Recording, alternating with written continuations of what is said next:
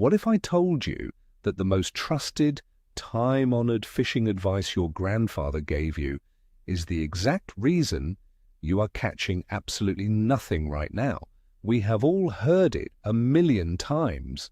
When the weather starts warming up, you have got to find the deep drop-offs, the steep ledges, and the sharp contour lines, because that is where the big fish wait to ambush their prey, right? Well, what if that golden rule is actually a complete lie during this specific time of year? Today, we are talking about why the old rule of fishing the drop-off is completely ruining your late spring catches. I'm going to show you exactly why staring at that deep water is costing you fish and what you need to be doing instead to fill your boat. I promise you, by the end of this video, you are going to look at your favorite lake in a completely different way. But before we get into the heavy stuff, I want to know something. What is the most stubborn old-school fishing rule you have finally decided to break? Let me know down in the comments, because I know we all have one. To understand why this is happening, we have to talk about why we are so obsessed with drop-offs in the first place. For decades, fishing magazines, weekend tournament guys, and our own fathers drilled it into our heads that structure is everything. A steep drop-off is the holy grail of structure. It provides deep water access for safety, a shallow shelf for feeding, and a vertical wall to pin baitfish against. It makes total logical sense on paper. Because of this, it has become a comfort zone. You pull up to the lake, you do not even look at the water, you just drive straight to that GPS waypoint where the bottom drops from 10 feet down to 30 feet. You tie on a heavy jig, you cast out, and you wait. We do this year after year because honestly it works in the summer and it works in the winter, but late spring is a totally different beast. The lake is going through a massive biological transition, and while you are stubbornly pounding that deep ledge out of pure habit, the entire food chain has moved somewhere else. You are essentially fishing in a ghost town just because the map says it should be a good spot. Let us start by picturing a classic morning on the water. The sun is just starting to peek over the tree line, casting a golden glow across the glassy surface of the lake. There is a slight chill in the air, but you know it is going to warm up fast because it is late spring. You sip your coffee, fire up the outboard, and head straight to your favorite spot. It is that steep drop-off where the water goes from 5 feet down to 20 feet in the blink of an eye. You have fished this exact ledge for 20 years. The old rule says that when the water warms up, fish move to the deep edges to ambush prey. So you drop the trolling motor, grab your favorite heavy jig, and make that perfect cast right onto the lip of the shelf. You feel the bait tumble down the rocks. You wait for that familiar thump. 10 minutes go by, then 30 minutes. Soon, you have been out there for 2 hours, changing colors and changing baits, but your live well is completely empty. The lake is fine and the fish are biting aggressively. You are just fishing a dead zone because you trusted an old rule that simply does not apply right now. The trap of the morning water temperature. One of the biggest reasons the drop-off fails in late spring is all about how water heats up. After a long winter and a turbulent early spring, the water column is finally starting to stabilize. But the deep water at the bottom of your favorite ledge is still incredibly cold. It has not caught up to the surface temperature yet. Fish are cold-blooded creatures, and right now their metabolism is screaming at them to get warm. They want to digest food faster and recover their energy. When you are dragging a bait down in 20 or 30 feet of water, you are presenting a meal in a freezing cold environment where the fish simply do not want to be. They are not going to dive into the icy depths just to chase your plastic worm. Instead, They are looking for the fastest way to warm their bodies. This means they are completely ignoring the vertical structure and seeking out areas that hold heat. If you are stubbornly bouncing a jig off the bottom of a deep canyon, you are fishing for fish that are shivering, inactive, and highly unlikely to open their mouths for anything less than a guaranteed, effortless meal. The great baitfish migration myth. We have been taught that baitfish always relate to deep water edges to escape predators. While that might be true in the dog days of August, late spring throws a wrench into that theory. Right now, the microscopic food chain is exploding in the shallow water. Plankton and tiny insects are hatching in the mud and the emerging weeds. Where the plankton goes, the baitfish follow. Shiners, shad, and bluegills are not hanging out suspended over a 30-foot drop-off right now. They are up in 2 or 3 feet of water, gorging themselves on the spring hatch. And guess what? The big predators are not stupid. They are not going to sit on a deep ledge waiting for a meal that is never going to swim by. They follow the buffet. If you pull up to your favorite drop-off and you do not see any nervous water, no flickering silver flashes, and no birds diving nearby, you are in the wrong spot. The predators have followed the baitfish into the extreme shallows, completely abandoning the deep structure you are so desperately trying to force them to bite on. The reality of the post-spawn hangover. Let us talk about the big females for a minute. By late spring, many of the biggest fish in the lake have just finished spawning.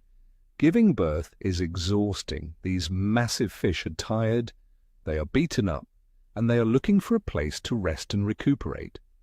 The old myth says they immediately slide out to the first major drop-off to recover in the deep water. But think about it from the fish's perspective. Does a tired, battered fish really want to suspend over a deep, dark abyss where she has to constantly fight the water column just to stay upright? No, she wants to lay belly down in soft, warm mud, hidden inside a thick patch of newly grown weeds, where she can rest without expending any energy. She wants to be in 3 feet of water, soaking up the sun, waiting for a clueless bluegill to swim directly in front of her nose. When you are dragging a heavy Carolina rig down a steep ledge, you are completely bypassing the biggest, hungriest fish in the lake because you assume they wanted to retreat to the depths. They did not retreat, they just went to bed in the shallows. The illusion of the electronic screen. Here is a scenario every modern fisherman knows too well. You idle over the drop-off and look down at your expensive sonar screen. The screen lights up. You see beautiful, thick arches suspended right off the edge of the shelf. Your heart starts pounding. You tell your buddy to grab the net because you are about to load the boat. You drop your bait right on their heads. Nothing. You try a different lure. Still nothing. You spend 3 hours casting at these fish on the screen, getting more and more frustrated. Here is the painful truth. Just because fish are on the drop-off does not mean they are feeding fish. In late spring, the fish you see suspending over deep water are often inactive, neutral fish. They are just existing. They might be recovering, or they might be completely turned off by the cold water, trapped down there. The actively feeding fish, the ones that will actually strike your lure, are up in the dirt where your boat cannot even float. Your fish finder is lying to you by making you think presence equals a bite. It is a psychological trap that keeps you stuck on the ledge. The emergence of the new weed lines. In early spring, the lake bottom is pretty barren, which makes hard structures like drop-offs the only game in town. But by late spring, something magical happens. The vegetation starts to grow. Lily pads, hydrilla, and milfoil start creeping up from the shallow bottom. These new weed beds create an absolute paradise for fish. They provide oxygen, shade, ambush cover, and a massive influx of insects. Suddenly, the bald, rocky drop-off you love so much looks incredibly boring to a predatory fish. Why would a bass or a walleye sit on a bare rock wall when they could be hiding in a lush, oxygen-rich jungle just 50 yards away? As fishermen, we often fail to adapt to this visual change. We cannot see the underwater drop-off, but we trust it is there. We can plainly see the new weed beds forming along the bank, but we ignore them because they do not fit the old structural rulebook. You have to stop fishing memories and start fishing the current conditions. If the weeds are green and growing, that is where the life is, regardless of what the depth chart says. The secret power of the shallow mud flats. If you want to know where the real action is in late spring, you need to turn your back to the drop-off and look for the ugliest, most featureless mudflats on the lake. To the human eye, a massive, shallow flat with a dark, muddy bottom looks terrible for fishing. There are no dramatic contour lines, no sharp ledges, and no obvious ambush points. But to a fish in late spring, a dark mudflat is a giant solar panel. The dark bottom absorbs the heat from the sun much faster than a rocky drop-off. By mid-morning, the water temperature over a mudflat can be 5 to 10 degrees warmer than the water out over the main lake. This temperature difference is like ringing a dinner bell. The heat speeds up the metabolism of everything in that area. The bugs get active, the minnows start darting around, and the big predators cruise the flat like wolves on a prairie. While you are freezing your bait on the deep ledge, the smart local angler is throwing a topwater frog or a shallow crankbait across 2 feet of water over a mud flat and catching the absolute fire out of them. The wind factor and the stationary ledge. Let us talk about wind because it is the ultimate game changer in spring. The old rule says the drop-off is a permanent highway for fish. But fish are not chained to the rocks, they are pushed around by the elements. In late spring, we often get steady, warm winds blowing across the lake for days at a time. This wind creates surface currents that act like a giant broom, sweeping the warm surface water, plankton, and baitfish directly against the windward shorelines. If your favorite drop-off is protected from the wind, or if the wind is blowing away from it, that drop-off is completely dead. All the biological activity has been shoved into the shallow, rocky banks on the opposite side of the lake. Picture standing on the bank with the wind blowing straight into your face, waves crashing at your feet, making the water muddy and turbulent. That chaotic, shallow water is exactly where the active fish are tearing through bait. If you stick to your calm, deep drop-off just because it is a habit, you are completely ignoring the dynamic forces that actually control fish location. The psychological fear of skinny water. Let us be honest with ourselves for a second. One of the main reasons we refuse to leave the drop-off is plain old fear. Fishing in 20 feet of water feels safe. You do not have to worry about snagging your lure on a log every 2 seconds. You do not have to worry about your trolling motor hitting the bottom. You can sit in your comfortable boat seat, drink your soda, and blindly drag a worm around. Moving into the shallows requires effort. It requires accurate casting, constant vigilance to avoid getting stuck, and the very real risk of spooking the fish if you make too much noise. But this comfort zone is exactly what is ruining your catch rate. You have to be willing to get a little dirty. You have to be willing to push your boat into water so shallow that you can see the mud churning off the bottom. You have to cast your lure into heavy cover where you know you might lose it. The fish have zero respect for your comfort zone. If you want to catch them in late spring, you have to pack up your fears and follow them into the shallow jungle. The angle of the late spring sun. We rarely think about how the sun actually penetrates the water, but it makes a massive difference in where the fish position themselves. In the winter, the sun is low on the horizon, but by late spring the sun is getting high and beating down directly into the water column. While this warms the shallows, it also creates an intense brightness that fish, who do not have eyelids, try to avoid during the middle of the day. You might think this means they retreat to the deep shade of the drop-off, but again, that water is too cold. Instead of going deep, they just go tight to cover in the shallows.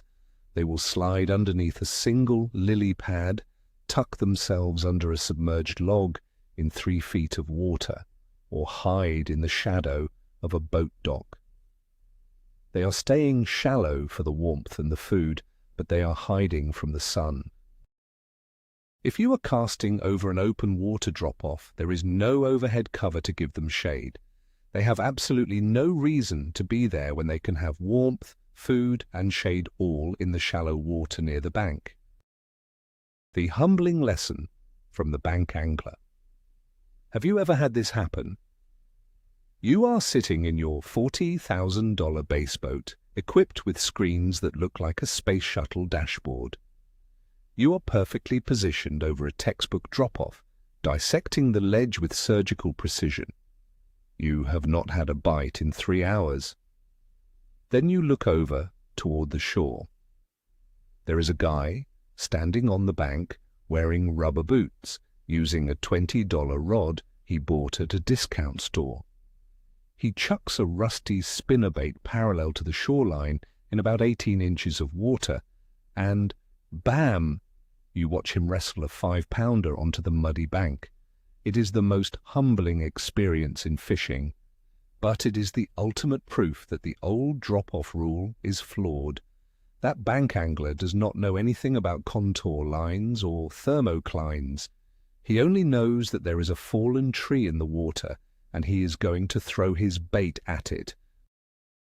While you are overthinking the deep water structure, he is capitalizing on the simple fact that active fish live in the shallow dirt during late spring.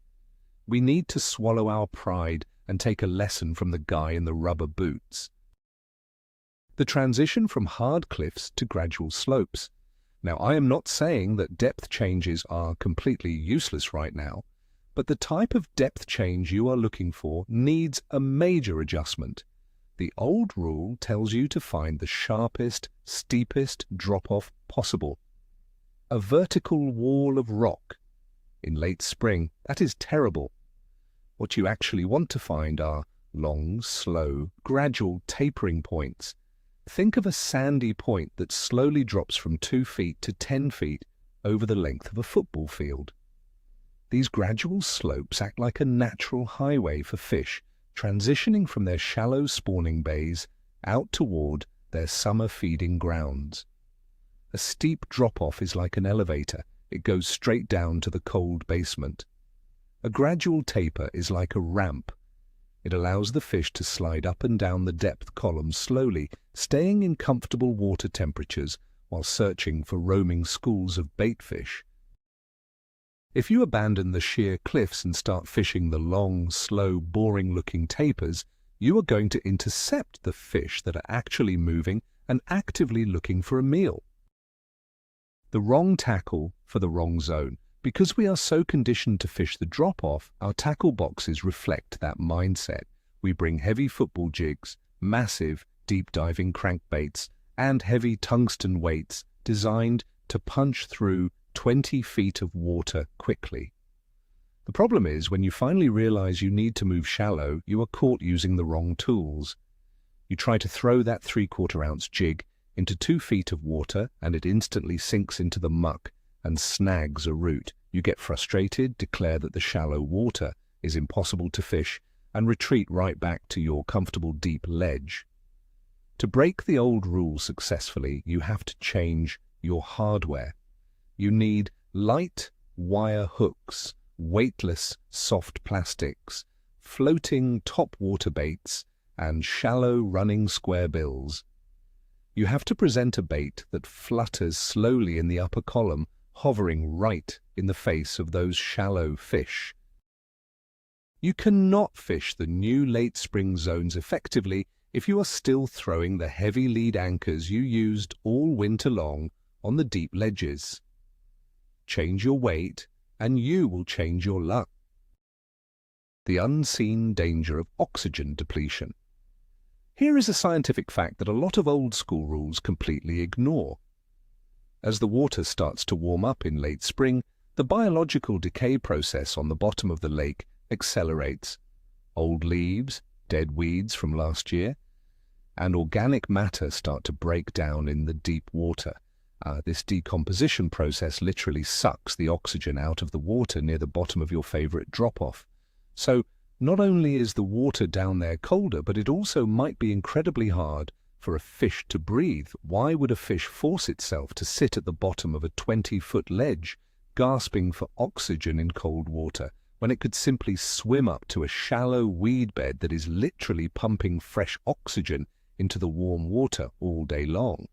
When you drag a bait through that deep, dead zone, you are dragging it through an area where fish physically cannot survive comfortably for long periods. The old rule assumes the deep water is always a safe haven. In late spring, that deep water can actually become a toxic zone that pushes every living thing toward the shallow shorelines. The midday shift that tricks everyone.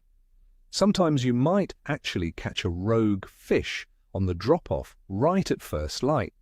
You hook one good fish and it validates all your stubborn habits. You think, the rule works, the fish are on the ledge.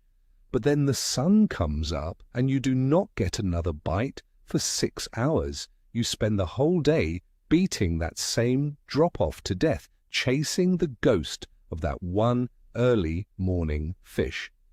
What really happened is that you caught a fish that was just temporarily using the deeper edge to transit into the shallows. Once the sun rose and the shallow flats warmed up, that fish's entire family moved up into 3 feet of water to feed.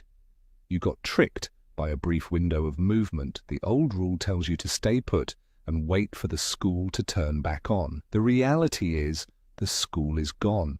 They are not coming back to that ledge until tonight, or maybe even until summer. You have to be dynamic. If the morning bite on the deep edge dies after 20 minutes, do not sit there like a statue. Pick up the trolling motor and chase those fish into the shallow warming zones. The pressure cooker of community holes. Let us talk about fishing pressure. Because the rule of fishing, the drop-off, is so universally known, absolutely everyone on the lake is doing it. Think about your favorite deep ledge on a Saturday morning. There are probably 3 other boats stacked up on it, trading casts and throwing every lure imaginable at the same piece of underwater rock. This turns your favorite spot into what we call a community hole. The fish that do happen to live near that drop-off are the most educated, pressured, and paranoid fish in the entire lake. They have seen 100 jigs bounce past their face before noon. Even if they are hungry, they are not going to bite. Meanwhile, there is a massive stretch of shallow water filled with emerging lily pads and submerged logs that not a single boat has touched all day because they are too busy fighting over the deep ledge. By abandoning the old rule, you are automatically escaping the crowd.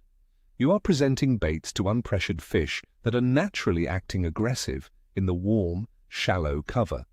Sometimes, catching fish is simply about fishing where the other guys are not. The muddy water runoff revelation. Spring is notorious for heavy rains and sudden thunderstorms. When this happens, a massive amount of muddy water washes into the lake from the surrounding creeks and banks. The old wisdom says that when the water gets muddy, fish retreat to the deep drop-offs to find clean, stable water. This is another massive mistake. Yes, the deep water might be clearer, but the muddy runoff is carrying something much more important than visibility: food. The runoff washes worms, insects, and nutrients right off the bank into the extreme shallows. The bait fish immediately rush into the muddy water to gorge on this sudden buffet, and right behind them come the big predators. They do not care that the water looks like chocolate milk. They use their lateral lines to hunt in the dirty water right up against the bank. If you run out to the clear water on the deep drop-off after a spring rain, you are fishing in a sterile environment. The entire food chain is throwing a massive party in the shallow mud, and you are missing it because you followed an outdated rule. Adjusting the geometry of your boat position. Even when anglers finally decide to cast into the shallows, they still let their drop-off habits ruin the presentation. The instinct is to park the boat out in 20 feet of water over the deep ledge and make long casts toward the shallow bank. You retrieve your lure down the slope, from shallow to deep. But think about how a predator hunts in late spring. They are facing the bank, pinning baitfish against the shore, or hiding under cover looking outward. When you drag a lure from the shallow water out into the deep abyss, it looks unnatural. It looks like a suicidal minnow swimming away from safety. To break the old rule completely, you have to reverse your boat positioning. You need to put your boat right up in the shallow dirt, literally touching the shoreline, and cast parallel to the bank. Keep your bait in that magic strike zone of 2 to 4 feet of water for the entire retrieve. Stop pulling your bait out into the dead zone of the deep drop-off.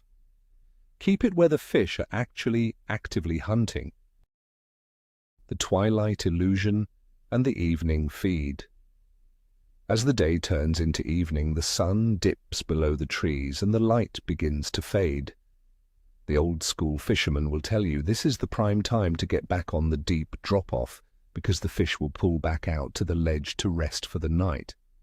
This could not be further from the truth in late spring. Twilight is when the shallow water bite becomes violently aggressive. The water has absorbed the sun's heat all day long, and the shallows are now the warmest, most active part of the lake. The frogs start croaking, the bugs start swarming on the surface, and the big fish push into water so skinny that their backs are almost out of the water. They are cruising the extreme edges, hunting by sound and vibration in the low light. If you pack up your shallow gear and head out to sit on a 30-foot ledge as the sun goes down, you are walking away from the most explosive topwater bite of the entire year. The drop-off is practically a cemetery at night during the late spring season. Rebuilding your confidence from the ground up. Breaking away from a rule you have trusted for your entire life is difficult. The first time you ignore the drop-off and push into a shallow mudflat, you are going to feel anxious. You will second-guess yourself with every cast. You will stare at your depth finder flashing 2 feet and think you are wasting your time. But you have to commit to the process. You have to trust what the biology of the fish and the conditions of the water are telling you rather than blindly following a tradition. Leave the heavy dragging jigs tied up in the rod locker. Put a weightless wacky worm or shallow crankbait in your hand and focus on the visible cover. Look for the warmth, look for the bait, and look for the new weed growth. It might take an hour or it might take a whole afternoon, but eventually you will feel that heavy thump in 2 feet of water. You will set the hook, and when that big late spring fish breaks the surface, splashing water right next to the bank, the old drop-off rule will finally be broken in your mind forever. The absolute biggest takeaway here is that fish do not read the old rule books, and neither should you. The turning point for your late spring fishing comes the moment you realize that comfort zones are meant to be left behind. The steep, deep drop-offs that were your best friends in the winter and summer are nothing but cold, empty deserts during this massive biological transition. By understanding that fish prioritize warmth, oxygen, and the migration of shallow baitfish, you are completely flipping the script on how you approach the water. You are no longer hoping a fish swims by your deep lure. You are actively hunting them where they actually live right now. This paradigm shift will turn frustrating, empty days into some of the most aggressive, visual, and exciting fishing of your entire year. I want to thank you so much for watching and for being willing to challenge the old ways with me. If this video helped you see the water differently, please hit that subscribe button, leave a like, and do not forget to comment below. Let me know what is the hardest old fishing habit you have had to break to catch more fish. Keep those lines tight, stay out of the deep water, and I will see you guys on the next trip.